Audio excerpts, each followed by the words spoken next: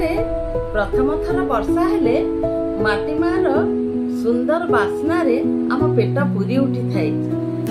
आखपाखर area जेमिति जीवंत होई उठी थाए, किंतु सेही समय रे सहरर नाल नर्दमार प्रदूषण गंधरे समस्ते व्यतिग्रस्त हो पड़ती। सेथिपाई तो कुहा जायछि गाँ और सहर।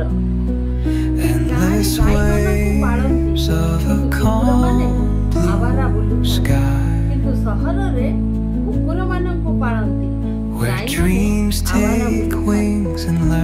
गाँ रे अशिक्षित लोकटिए गाई पाळिबारे निजको गर्व अनुभव करे, किंतु सहर रे पढ़ा लिखा होइथिबा लोक कुकुर धरी बुलेइबारे निजको गर्व अनुभव करिथाय।